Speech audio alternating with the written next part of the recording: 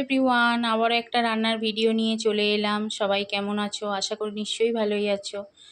এদিকে কড়াই বসিয়ে দিয়েছিলাম, আর পাঁচফোড়ন, শুকনো লঙ্কা, তেজপাতা ফোড়ন দিয়ে সর্ষের তেল দিয়ে এদিকে ঝিঙে আর আলুটা ভালো করে ভেজে নিচ্ছি। আর লবণ হলুদ দিয়ে একটু ঝিঙে পোস্ত বানাবো, তার জন্য আলুটা আগে ভেজে নিয়েছিলাম, ওই তেলেতেই দিয়ে দিয়েছি। আলু আর তুলি না, ঝিঙে দিয়ে দিয়েছি। দিয়ে ঝিঙে আর আলুটা ভালোভাবে কষিয়ে নিচ্ছি। আজকে তো নিরামিষ, তাই জন্য আর পেঁয়াজ টেঁয়াজ দিচ্ছি না, এমনি পেঁয়াজ দিলেও ভালো লাগে। এবার এদিকে আমার কষানো হয়ে গেছে। এদিকে পোস্ত আর কাঁচা লঙ্কাটা বেটে রেখেছিলাম, এটাও দিয়ে দিলাম। দিয়ে এবার ভালোভাবে কষিয়ে নেবো। এবার যতক্ষণ না তেলটা বেরোয়, তেল ছেড়ে আসছে, আমি কষিয়ে নেবো ভালোভাবে। আর এদিকে আমার কষানো হয়ে গেছে, জল ঢেলে দিয়ে দেখো আমার সেদ্ধ হয়ে গেছে। আমার ঝিঙে পোস্ত না এবার হয়ে গেছে, নামিয়ে নেবো। একটু শুকনো শুকনো করছি কারণ মুগ ডাল হয়েছে, তার জন্য। চলো, নামিয়ে নিয়েছি। আবার কড়াই পরিষ্কার করে বসিয়ে দিয়েছি। এবার সরিষার তেল দিয়ে দেবো।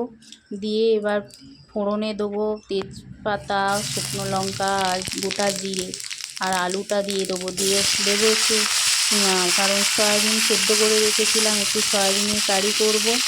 সয়াবিন আলু, দেখো সয়াবিনটা ছোটো সয়াবিন, তাই জন্য বড় সয়াবিন হলে বড় করে কাটতাম, আলু ছোটো ছোটো বলে ছোটো কেটেছি। লবণ হলুদ দিয়ে ভালোভাবে ভেজে নেবো আলুটা লাল লাল করে।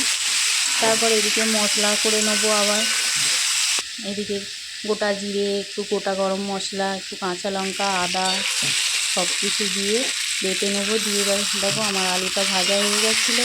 এবার টমেটোটাও দিয়ে দিলাম, টমেটোটাও ভালোভাবে কষিয়ে নেবো আলুর সাথে। আর এইদিকে মশলা আমার বাটা হয়ে গেছে, দিয়ে দিলাম। আমি আর আলু টালু নামালাম না, একই তেলেই বানাচ্ছি, যেহেতু আমার এক্সট্রাভাবে তেল দিতে হবে, তার জন্য দিয়ে দিলাম একটু শুকনো লঙ্কা, একটু স্বাদ ব্যালেন্স করার জন্য একটু চিনিটা অপশনাল। দেখো আমার কষানো হয়ে গেছে। এবার সয়াবিনটাও দিয়ে দিলাম। আমি এইরকমভাবে সয়াবিনের কারি করি, তোমরা কীভাবে সয়াবিনের কারি করো আমাকে কমেন্টে জানিও। দেখো আমার ভালোভাবে কষিয়ে নিচ্ছি। কষিয়ে এবার জল দিয়ে দেবো। জল দিয়ে ভালোভাবে একটু 10 মিনিট সেদ্ধ করে নেবো ঢাকা চাপা দিয়ে।